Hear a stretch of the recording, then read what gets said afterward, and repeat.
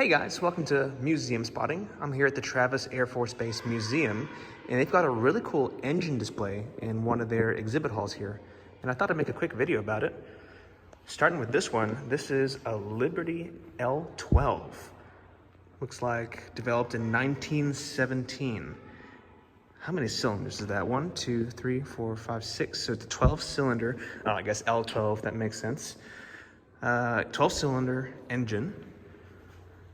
Let's see, how many horsepower does it make? Makes 449 horsepower. Huh, all right.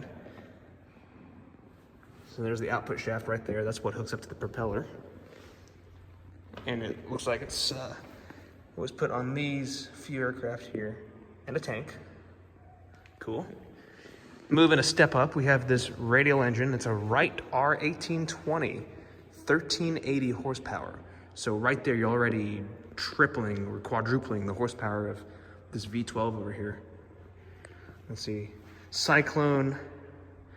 You can see the applications here, the Flying Fortress, the B-17, the tank, a Sherman tank for them, that's pretty cool. So we've got this, and you can see how radical of a change of design this was, going from a 12-cylinder V configuration to a radial like this. But you can also see how big these cylinders are compared to these tiny things here. And then we'll move one step up, and this is a Wright R2600 twin cyclone. And you can see the applications here. And what they basically did was they took a cyclone and doubled up. So you've got this row of cylinders on the outside, and then slightly offset, you have a row behind it as well. So 1, 2, 3, 4, 5, 6, 7. So you have 14 cylinders, is that? Yeah, 14 cylinders, wow. That's super cool. Now I'll come around the back side of it too. I can't get around that way. Let's come this way. Look at the back side of these radials. This is the back side of the engine here. So we have gearbox, accessories. So let's see. Some kind of like an air pump, oil pump maybe. I don't know what that is. All these accessories. Magneto, I assume. Starter. Carburetor. Look how giant these carburetors are.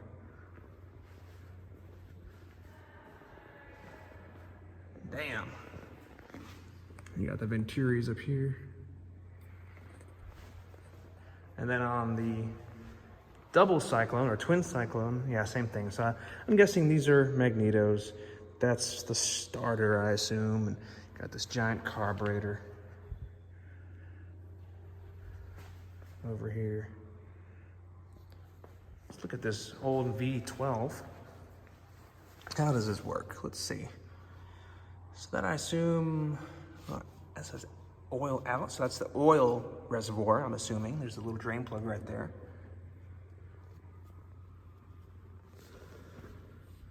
That might be the starter. Anyway, we'll keep going down the line. I'll come back around here. This, if I'm not mistaken, is the first turbojet ever built. America's first jet engine. Okay. So they go from something like this, that's tried and tested, to something like this. Let's see. So we still have similar components over here. We got a starter right there and a bunch of other fancy stuff. Come back around. This, I assume, is the air intake. And it's got that mesh screen to prevent it from inhaling debris. And then magic happens and thrust comes out the backside.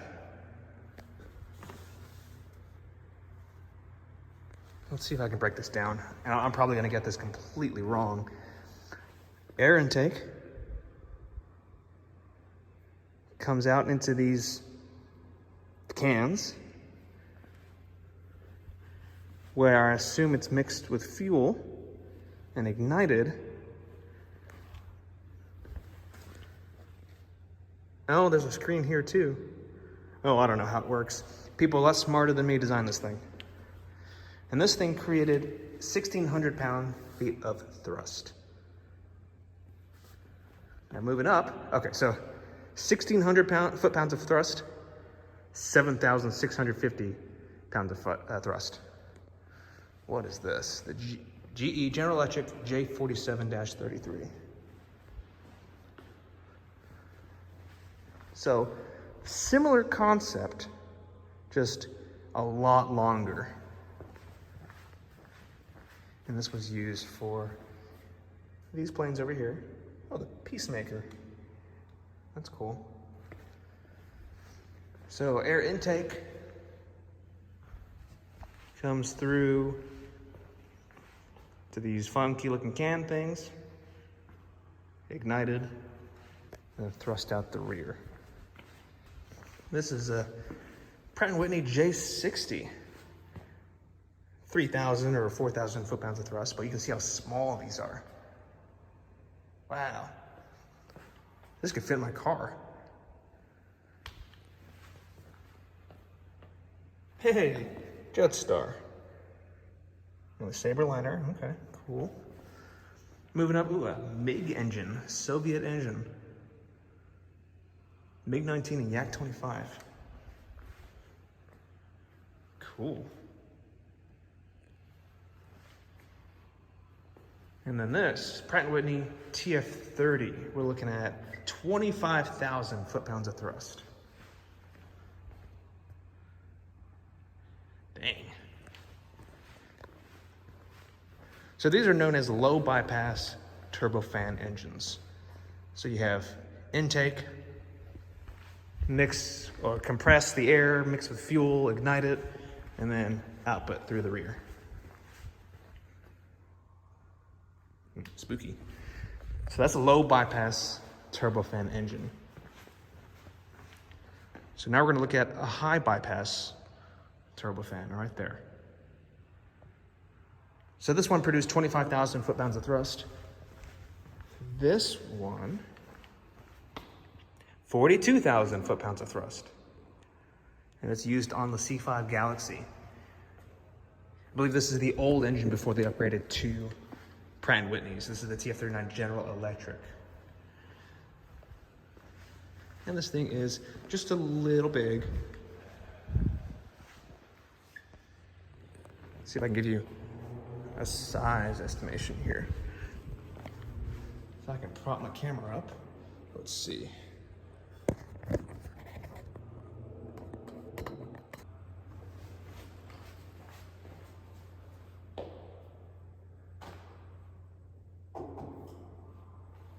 Yep.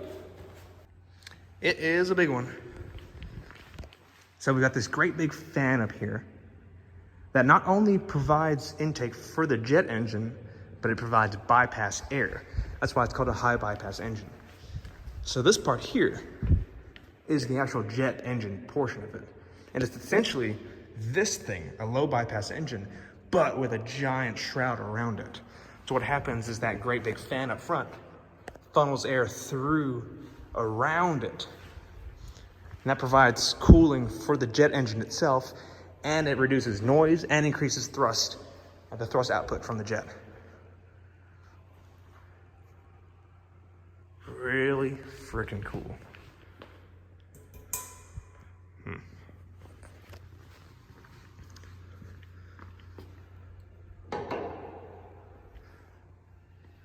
It's not meant to be moved, okay.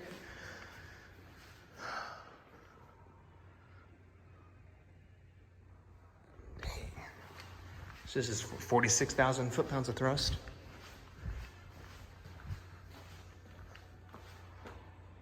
Okay, and I have a couple other things here. What is this? This C5 auxiliary power unit. Ooh, I believe this is just a tiny turbine that provides auxiliary power. Huh. Okay. Yeah, just a tiny little turbine engine. And this, there's no placard on this one, but this is some kind of rocket booster.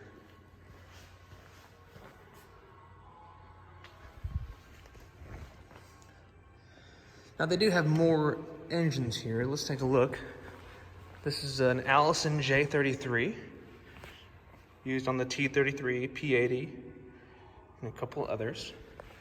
4,600 foot-pounds of thrust. So you got the accessories up here with all the fuel lines, oil lines, starter, generator, all that stuff. Intake screen, combustion, and thrust. This here looks like an old, what is it, a Lycoming or Continental? Lycoming. What kind of Lycoming? Lycoming 0480. Tiny little horizontally opposed engine, air-cooled. Looks like it's got a turbocharger, maybe? It's kind of hard to tell. Because yeah, if that's the exhaust, it goes into this manifold, into the turbo here. I don't know, I'm just guessing. Pratt Whitney R2800. Oh, this is interesting. This is a radial engine, but it's got 2 stacks. So we can kind of take a look inside it. It's used in, looks like the Corsair. What was that, the Avenger? I don't know what that is. 2,000 horsepower, 18 cylinder, air cooled.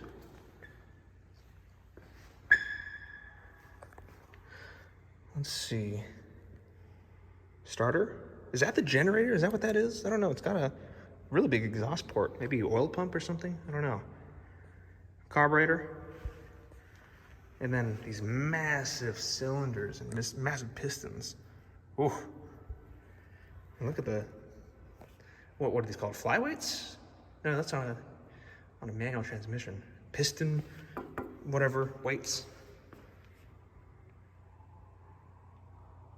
And then output to the propeller. This here is another R3350, 18 cylinder. It's on the B29, B19, DC7. Wow. Like, who's the dude that sat down with a sheet of paper before computer-aided design and drew up an engine like this and built it? That's so crazy to me. When were these made? 1939? The year is 2023. If you give me 30 years, I could not come up with something like this.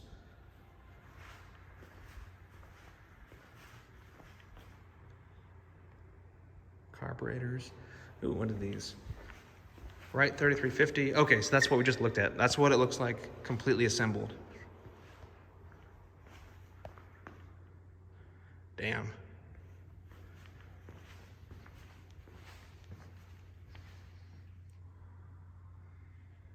Damn. This thing is huge. So 2 rows of cylinders, 1 row here, 1 row here. This is the R4360 Major Wasp.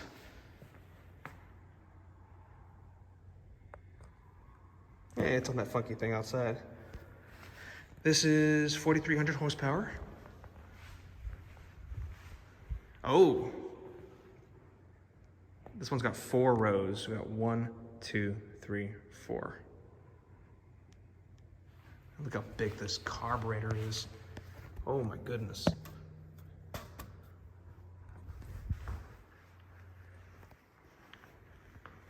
Westinghouse J34. A couple applications here. 3,400 foot-pounds of thrust. It's a tiny little thing. Oh, that's the exhaust end here.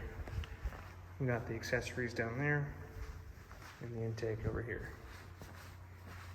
Ooh. Oh, I would never have known that's what's in this pointy section. In the front of the engine, it's like a little starter generator.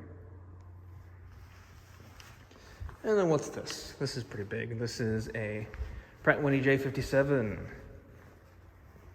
It's on the 707 Stratofor. Oh, B52. Okay. Yikes. It's a B52 engine. 11,200 foot-pounds of thrust. And the B52 has 8 of these. And then this is a turbo Wasp. Ooh, hey, Constellation. Oh, I just realized these are all prop planes. No kidding. 1945, a turboprop engine. I had no idea turboprops existed back then. So the engine, the prop would mount right here. Huh. So same principle as a jet. You got the intake, magic, and exhaust. Now I wonder how much of that exhaust aids in the turboprop function.